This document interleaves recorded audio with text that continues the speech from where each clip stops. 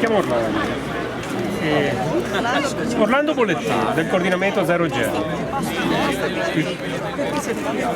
Noi come coordinamento già da tempo abbiamo aperto un'avvertenza con la Veronesi perché vogliamo trasparenza, vogliamo che indichi nei loro mangimi cosa c'è realmente dentro e nei loro filiere, nei loro prodotti e nei derivati che loro fanno, Poloaia, Montorsi, Negroni, Budi, Golosino e quant'altro, venga indicato che gli animali con cui si fanno questi prodotti sono stati alimentati con mangimi che contengono OGM.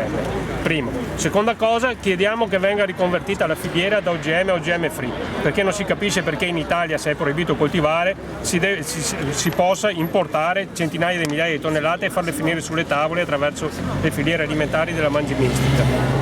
Queste sono le due richieste che facciamo alla Veronesi. L'abbiamo già presentata questa richiesta 2 mesi fa, ci hanno risposto, capito che loro non hanno interesse nel commercializzare e produrre materiale transgenico, cosa non vera perché qui abbiamo delle etichette che indicano chiaramente come sono fatti i loro mangimi. Questo è il latifere 18, ricordiamoci tutti che ogni 3 litri di latte c'è 1 chilo di mangimi OGM che si mangia la mucca per produrre questo latte.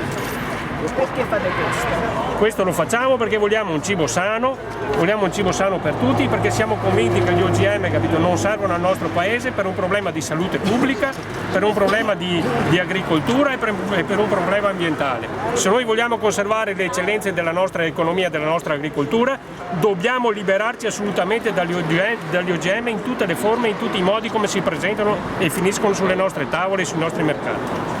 Pensate dovreste fare pressioni anche sulla politica, anzi soprattutto sulla politica più che sulla Veronesi che fa business rispetto ai prodotti esistenti? Noi facciamo pressione sia sui produttori come la Veronesi, sia sulla politica. Noi siamo stati in regione diverse volte, abbiamo fatto pressione a livello regionale, ci hanno risposto che adesso vedranno, eccetera. La politica tende sempre a dilazionare un po' le questioni quando vengono poste. L'abbiamo fatta a livello nazionale perché vogliamo una legislazione chiara che certifichi cosa c'è realmente dentro il cibo e perché il nostro paese diventi realmente un paese OGM free.